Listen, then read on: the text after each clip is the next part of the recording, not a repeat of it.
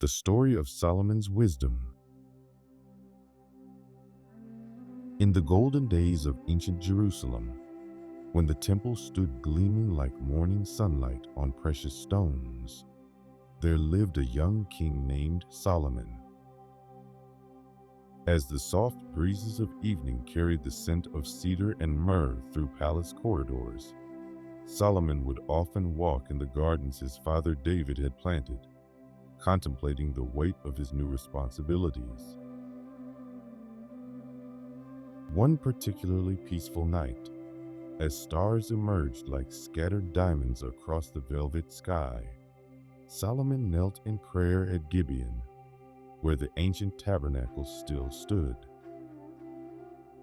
The air was thick with the sweet fragrance of evening offerings, and the silence wrapped around him like a warm embrace.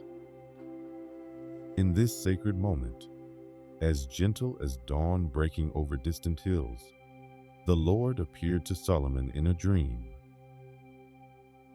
The divine presence settled over the young king like morning dew on flower petals, and a voice soft as summer wind asked what gift Solomon desired. The young king, humble as valleys lying between mighty mountains, reflected on his position. He was but a child in matters of leadership, following in the footsteps of his father David, whose reign had flowed through Israel like life-giving waters. Solomon's response rose from his heart pure as spring water from mountain streams. He asked not for long life, nor riches, nor the defeat of his enemies. Instead, his request floated gentle as evening prayers toward heaven. "Give your servant an understanding heart to judge your people," he whispered, "that I may discern between good and evil, for who is able to judge this great people of yours?" This prayer, simple as breathing yet profound as ocean depths, pleased the Lord deeply. Because Solomon had asked for wisdom to serve others rather than benefits for himself, the divine response flowed abundant as autumn harvest. The Lord promised Solomon wisdom greater than any who had come before or would come after, and added to this gift riches and honor like precious pearls on a golden chain. As morning light spilled like honey across Jerusalem's ancient stones, Solomon's wisdom began to bloom like flowers opening to spring sunshine. Word of his understanding spread through the kingdom soft as evening shadows, drawing people from distant lands like streams flowing to the sea. They came seeking his counsel, their questions carried on winds that crossed deserts and mountains. It was in those early days of his reign, when his gift was fresh as morning dew, that two women came before him. The sun had just begun its gentle climb into the sky, casting long shadows across the palace courtyard where Solomon sat in judgment. The air was still cool from night, carrying the subtle fragrance of blooming almond trees. The women approached like quiet waves reaching shore, each carrying sorrow heavy as autumn rain. They lived in the same house, each having given birth to a son within days of each other. Their babes had been as precious as water in desert lands, bringing joy bright as sunrise to their modest dwelling. But one night, dark as valleys before dawn, tragedy crept in soft as cat paws. One of the infants had passed from this world during deepest night, when sleep lay thick as winter blankets over the city. Now both women claimed the living child as their own, their pain flowing strong as spring floods. The first woman's tale spilled forth gentle as stream water over smooth stones, telling how she had woken to find her child still as morning air, while the other woman had exchanged the babies while she slept. The second woman's denial rose soft as evening mist, her words floating through the hushed courtyard. Each mother's love shone bright as noon sun, each claiming the living child as her own. The truth lay hidden deep as well water, with no witnesses to draw it forth.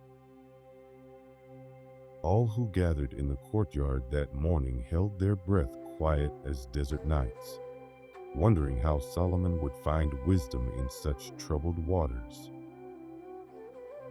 Solomon sat silent as morning shadows, his eyes gentle as dove wings as he studied the women before him. The living child slept peaceful as summer clouds in his mother's arms, unaware of the tempest surrounding his tiny life. In this moment of stillness, deep as midnight pools, Solomon's wisdom began to flow like spring waters from hidden sources. His voice, calm as evening settling over hillsides, called for a sword. The request settled over the courtyard strange as winter roses, yet none dared question. When the blade was brought, gleaming soft as starlight, Solomon spoke words that seemed to float like autumn leaves in still air. The living child should be divided, he said, voice gentle as rainfall, and half given to each woman. The first woman's response burst forth like a stream breaking winter ice. Her mother's heart, pure as morning light, could not bear the thought of harm coming to her beloved child. Let him live, she pleaded, her voice trembling like leaves in evening breeze. Give him to the other woman, but let no harm come to this precious life. Her love flowed deep as ocean currents, willing to lose her child rather than see him harmed. But the second woman's words fell cold as winter frost. Let him be neither mine nor yours, she said, her voice hollow as empty vessels. Divide him, she spoke, revealing a heart barren as desert sands. In that moment, truth emerged clear as dawn breaking over eastern hills, and Solomon's wisdom shone bright as noonday sun. With gentleness soft as shepherd's touch, Solomon declared the first woman to be the true mother. Only a mother's genuine love, he understood, would choose loss over harm to her child. His judgment flowed pure as mountain springs, returning the child to the arms that had cradled him since birth. The baby's true mother received him back with joy gentle as spring rain, her tears falling silent as evening dew. News of Solomon's wisdom spread through Israel like morning light touching each hillside in turn. People spoke of his judgment soft as whispered prayers, marveling at understanding that flowed deep as ancient wells. The story of the two mothers became gentle as lullabies, told and retold in homes across the land. As evening shadows lengthened into night, Solomon's gift of wisdom continued to grow abundant as garden vines. He spoke of trees, from the mighty cedars of Lebanon tall as morning clouds, to the humble hyssop that springs from walls quiet as dawn mist.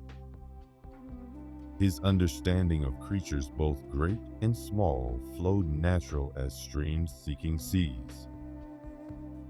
He composed songs numerous as sure sand, and proverbs precious as gathered pearls. In those blessed days, peace settled over Israel, soft as wool on lambs. The people dwelt secure as birds in sheltered nests, each under their own vine and fig tree. Solomon's name became known in distant lands, carried far as autumn winds across borders and seas. Kings and queens journeyed from far places, drawn to his wisdom like moths to gentle lamplight. Most famous among these visitors was the Queen of Sheba, who came with questions deep as well water and riddles intricate as woven silk. Her caravan approached Jerusalem glowing like sunset, bearing spices sweet as morning gardens, gold bright as summer sun, and precious stones clear as mountain streams. She had heard tales of Solomon's wisdom floating like scattered seeds on trading winds, and came to test this gift herself. The queen found Solomon in his palace of cedar and gold, where light played soft as butterfly wings through latticed windows. Their conversations flowed gentle as spring waters, touching on matters both profound as ocean depths and delicate as morning frost. She brought forth her questions like flowers opening to dawn, and Solomon's answers rose natural as birdsong to meet each one. Day after day, as sun rose and set gentle as breath, the Queen of Sheba witnessed Solomon's wisdom flowing pure as mountain streams. She saw how he governed with justice, smooth as polished marble, how his understanding ran deep as ancient roots. In his courts, she observed his servants, content as grazing sheep, their faces bright as morning light with joy in their service.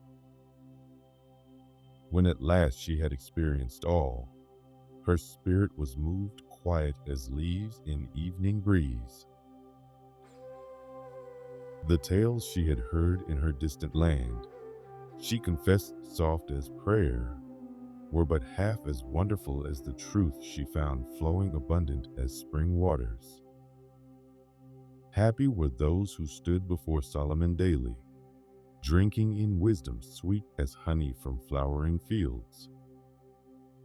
Before departing like stars fading into dawn, the queen presented Solomon with gifts precious as gathered dewdrops, spices rich as garden blooms, gold pure as sunshine, and gems clear as morning air flowed from her caravan into his treasuries.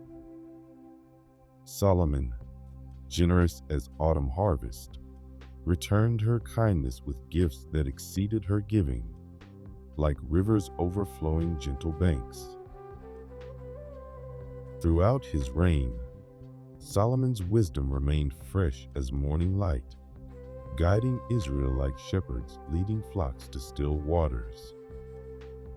His understanding of divine things ran deep as ocean currents. His knowledge of earthly matters spread wide as horizon light. Under his rule, peace lay soft as evening shadows over the land, and prosperity bloomed abundant as spring flowers. As you rest now, letting this ancient tale settle in your thoughts gentle as night settling over quiet hills, consider how true wisdom flows pure as spring water from divine source. Solomon knew that understanding, precious as morning light, comes not from human striving, but from humble seeking of truth higher than mountain peaks. Let your mind drift peaceful as clouds across summer skies, remembering that wisdom still flows available as air to all who ask with sincere hearts.